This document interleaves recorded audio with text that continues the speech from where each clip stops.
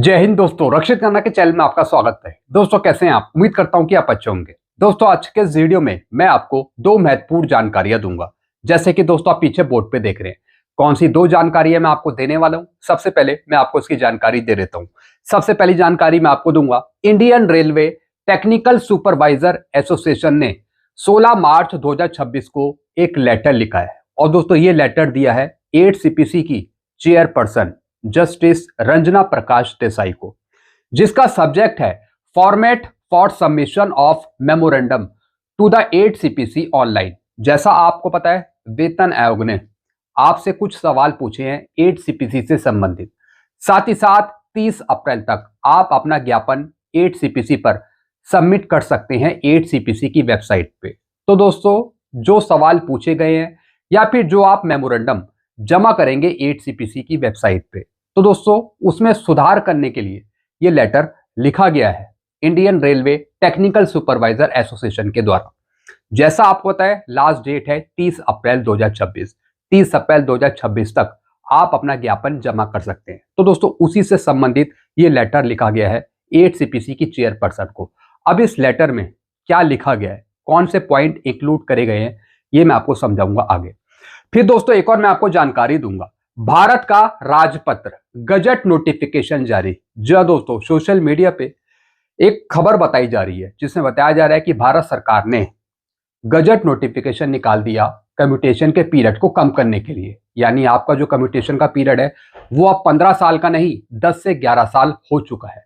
यानी भारत सरकार राजी हो चुकी है कम्यूटेशन के पीरियड को कम करने के लिए। और बताया जा रहा है कि भारत सरकार ने गजट नोटिफिकेशन निकाल दिया। तो दोस्तों क्या ये सही खबर है या गलत खबर है?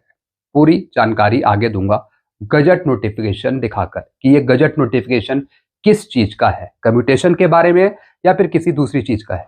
सारी जानकारी आगे दूंगा। तो दोस्तों बस यही दो जानकारी है जिन पर मैं बात करूंगा, इसलिए वीडियो में आप शुरू से लेकर आखिरी तक बने रहेगा, मतलब पूरा वीडियो देखेगा। जानकारियों में आगे बढ़ने से पहले एक छोटी सी अपील मैं आपसे करूंगा, और अपील है चैनल सब्सक्राइब की।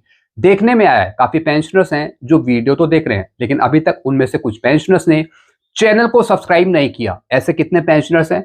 सिर्फ 37%। और कितनों ने किया है? 62% पेंशनर्स ने। तो दोस्तों मैं आपसे अपील कर रहा हूं, जितने पेंशनर्स ने अभी तक चैनल को सब्सक्राइब नहीं किया, वो पेंशनर सबसे पहले चैनल को सब्सक्राइब कर लीजिए।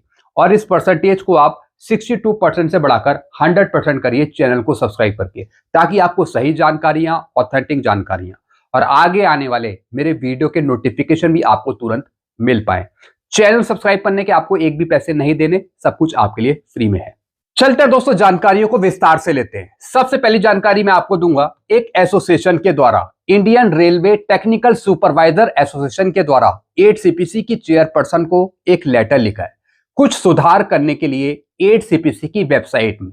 जैसा आपको पता है, आप 8 सीपीसी की वेबसाइट पे आप अपने जवाब दे सकते हैं 8 सीपीसी से संबंधित, आप इनपुट दे सकते हैं, साथ ही साथ आप अपना ज्ञापन भी जमा कर सकते हैं, सबमिट कर सकते हैं। तो उसी के संबंध में, मेमोरेंडम जमा करने के संबंध में कुछ सुधार करने के लिए इस एसोसिएशन ने लेटर लिखा है। अब दोस्तों क्या लिखा गया है इस लेटर में, यह मैं आपको हिंदी में समझाऊंगा, वो भी पॉइंट वाइज। सबसे पहला पॉइंट है, विषयों की संख्या बढ़ाने का अनुरोध। 3500 शब्दों की जगह ज्यादा शब्दों की सीमा बढ़ाई जाए ताकि जवाब ज्यादा दिया जा सके। जी हाँ दोस्तों, जो भारत सरकार है या फिर वेतन आयोग है, उन्होंने वर्ड्स की लिमिट रखी है। यानी 3500 शब्दों से ज्यादा आप नहीं उत्तर दे सकते। जो क्वेश्चंस हैं आप जवाब दे सकते हैं सिर्फ 3500 वर्ड्स तक, उससे ज्यादा नहीं दे सकते। तो दोस्तों ये अनुरोध किया है कि शब्दों की जो लिमिट्स है उसको ज्यादा बढ़ाया जाए, 3500 से ज्यादा लिमिट बढ़ाई जाए, ताकि अधिक से अधिक जवाब लिखे जा सके, ताकि अधिक से अधिक आप ज्यादा इनपुट दे सके। फिर दोस्तों दूसरा पॉइंट है, अलाउंसेस भत्तों के संबंध में सभी भत्ते शामिल किए जाएं। जी हां दोस्तों, 7 सीपीसी में बहुत ज्यादा भत्ते थे, 100 से ऊपर भत्ते थे, लेकिन 8 सीपीसी में कुछ भत्ते आपके कम हो सकते हैं। तो दोस्तों उसी पे कुछ सुझाव मांगे हैं आपसे। तो दोस्तों आप अलाउंसेस पे भत्तों पर भी आप सुझाव दे सकते हैं। तो दोस्तों इन्होंने अनुरोध किया है कि सारे भत्तों को इंक्लूड किया जाए 8 सीपीसी में, तभी दोस्तों आप उस पर सुझाव आसानी से दे सकते हैं। फिर दोस्तों तीसरा पॉइंट है, पेंशन और पारिवारिक पेंशन के बारे में उल्लेख किया जाए, रिटायरमेंट बेनिफिट का स्पष्ट रूप से उल्लेख किया जाए। जी हाँ दोस्तों, चाहे पेंशन हो या फिर फैमिली पेंशन हो, उसका स्पष्ट उल्लेख किया जाए 8CPC की वेबसाइट में, ताकि आप सही से उत्तर दे सके। फिर दोस्तों अगला पॉइंट, एमएससीपी के विषय को संशोधित किया जाए। जी हाँ दोस्तों, जैसा आपको पता है एमएससीपी के विषय पर, सब्जेक्ट पर भी आपसे सवाल पूछा है, आपसे सुझाव मांगे हैं। तो दोस्तों एमएससीपी का जो सब्जेक्ट है उसको संशोधित किया जाए। किस विषय पे?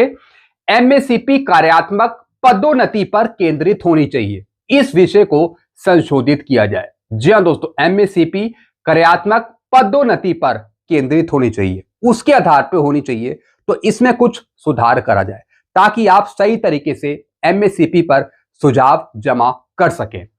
फिर दोस्तों अगला पॉइंट है, केंद्र सरकार की कर्मचारी संरचना वर्तमान में पदों को समूह का, खा और गा में वर्गीकृत करने पर आधारित है। जैसा आपको पता है कर्मचारियों के अलग अलग ग्रुप हैं, ग्रुप ए, बी, सी। जो अधिकारी हैं उनके लिए ए ग्रुप है, जो साइंटिस्ट हैं उनके लिए ए ग्रुप है, फिर उससे निचले लेवल के कर्मचारी बी, फिर उससे और निचले लेवल के कर्मचारी फिर ग्रुप सी।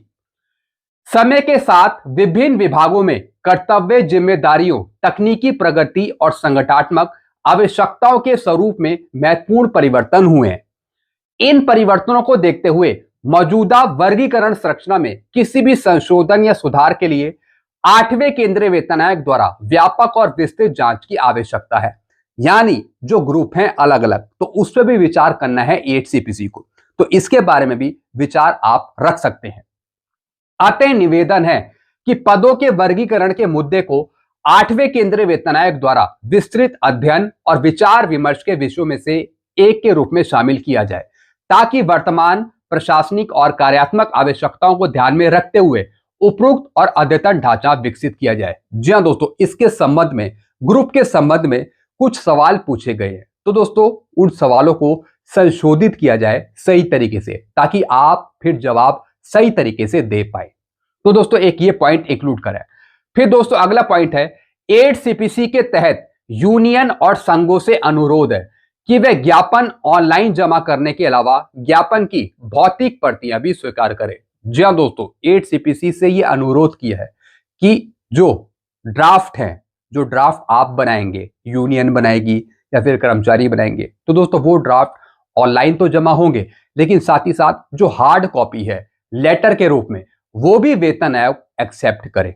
जी हाँ दोस्तों, जैसा आपको पता है 8CPC की वेबसाइट पे आप ऑनलाइन तरीके से सवालों के जवाब दे सकते हैं, ऑनलाइन आप ज्ञापन जमा कर सकते हैं, मांग पत्र दे सकते हैं, अपलोड कर सकते हैं, लेकिन साथ ही साथ इस एसोसिएशन ने अनुरोध करा है वेतन आयोग से कि जो ड्राफ्ट है, ज्ञापन है, वो हार्ड कॉपी में भी वेतन आयोग एक्सेप्ट करे, चाहे वो स्पीड पोस्ट कर रहे हो या फिर लेटर लिख रहे हो। यानी जो हार्ड कॉपी हो गई, जैसे कोई प्रिंट निकाला हुआ, तो उसको भी वेतन आयोग एक्सेप्ट करे ऑनलाइन के साथ साथ। तो दोस्तों ऑनलाइन और ऑफलाइन दोनों तरीके से आपके ज्ञापन जमा हो पाए, तो दोस्तों ये अनुरोध किया है। ऑनलाइन तो है, ऑनलाइन तो आप कर सकते हैं, लेकिन ऑफलाइन भी वेतन आयोग आपके ज्ञापन को सबमिट करे, ये अनुरोध किया है 8वें वेतन आयोग की चेयरपर्सन ने।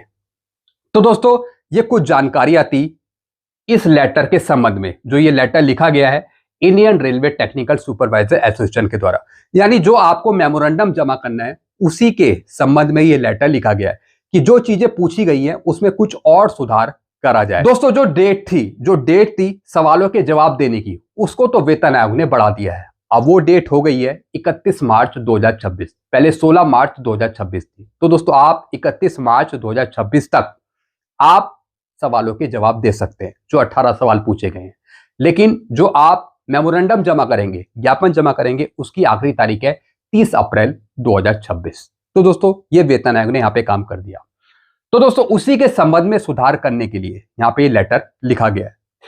चलते हैं दोस्तों अगली जानकारी की तरफ। फिर दोस्तों अगली जानकारी है, आ गया भारत सरकार का राजपत्र। अब 8CPC में फायदा मिलेगा कर्मचारियों को, पेंशनर्स को कम्यूटेशन पर। सरकार ने कम्यूटेशन का पीरियड कम कर दिया, 11 साल कर दिया। क्या यह खबर सही है? दोस्तों सोशल मीडिया पे कुछ खबरें वायरल हो रही है जिसमें ये गजट नोटिफिकेशन दिखाया जा रहा है भारत सरकार का। और दोस्तों ये गजट नोटिफिकेशन है 12 दिसंबर 2025 का, जिसमें बताया जा रहा है कि भारत सरकार ने एक गजट नोटिफिकेशन जारी कर दिया कम्यूटेशन का, और भारत सरकार ने कम्यूटेशन के पीरियड को कम कर दिया, 15 साल से घटाकर 11 साल 12 साल कर दिया। दोस्तों ये जानकारी गलत जानकारी है, गुमराह करने वाली जानकारी है। अभी भारत सरकार ने ऐसा कोई गजट नोटिफिकेशन नहीं निकाला। यह गजट नोटिफिकेशन PFRDA का है। जी हां दोस्तों, जो एनपीएस में कुछ सुधार करे थे भारत सरकार ने, उसके संबंध में यह गजट नोटिफिकेशन निकाला है। तो एनपीएस के सुधार के संबंध में यह गजट नोटिफिकेशन निकाला है, ना कि कम्यूटेशन के पीरियड को कम करने के लिए।